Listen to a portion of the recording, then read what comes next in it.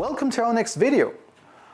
We're talking about Markowitz portfolio theory, and as a part of Markowitz portfolio theory we need to discuss the way of how to compute, of how to calculate variance and standard deviation. You need to know how to calculate expected return, how to calculate variance and standard deviation, and of course covariance and the correlation coefficient. So now, this is the formula depicting variance, and if you compute the square root of the variance you get standard deviation. So be careful about sigma squared or just sigma.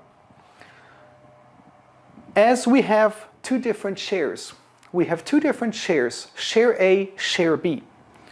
And let there be three different situations with share A and share B. We have 1% return, like say in the first month. In the first month there's a 1% return of share A and a 2% return for share B. 1, 2. In the second month we have say 2% share A, 4% share B, and 6% in March. 6% to put in the third month, so for example in March, 6% for share A and 6% share B. Now we need to calculate the expected returns first, which is very easy to do, and then we get the variance and the standard deviation. Now, expected return 1 plus 2 plus 6 is equal to 9. 9 divided by 3 is 3%. So we subtract the expected return. We subtract the expected return from the return in every single situation, giving us minus 2% in the first month, minus 1% here and 3% there, which means we just subtracted 3. 1 minus 3 is minus 2. 2 minus 3 is equal to minus 1. 6 minus 3 is equal to 3.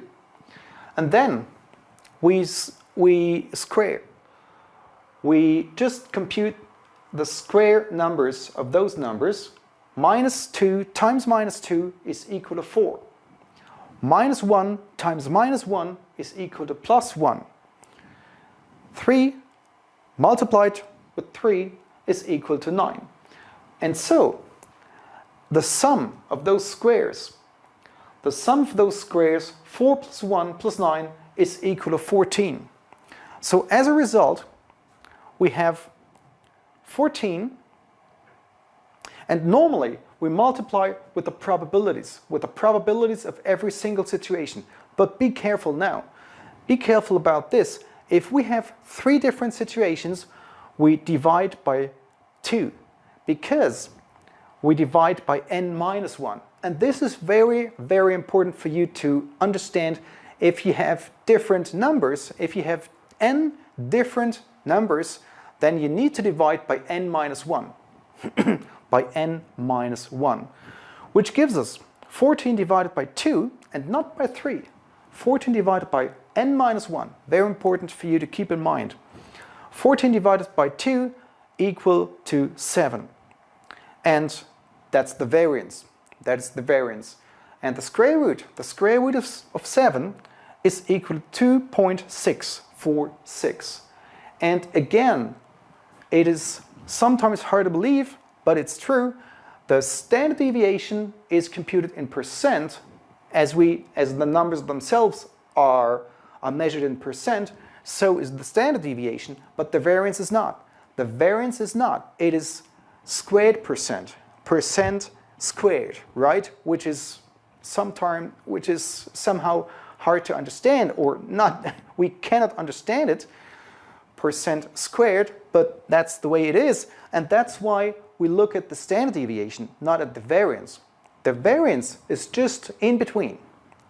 There's no use in computing the variance only. We need to always compute standard deviation.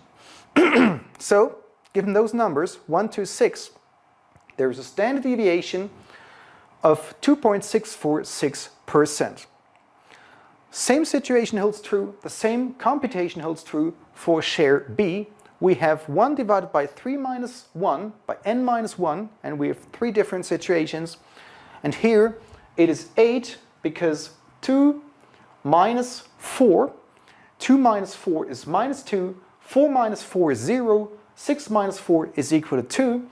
And we get the squares. We have to compute the squares of those numbers. Minus 2 times minus 2 is 4. 0 times 0 is 0. And 2 plus 2 times plus 2 is equal to 4. As we take the sum, it is 8. 8 divided by 2 is equal to 4% squared, which means there's a standard deviation for share B of 2%. So given those numbers of 2, 4 and 6, there's a standard deviation of 2%. That's very important. As we discuss Markowitz portfolio theory, first we need to compute expected values. Second, we need to compute variances and standard deviations. Third, and in a different video, we need to look at covariance and correlation coefficient, and then we have to compute the expected return of a portfolio and the variance and of course standard deviation of a portfolio. So that's it for now. Thank you for watching.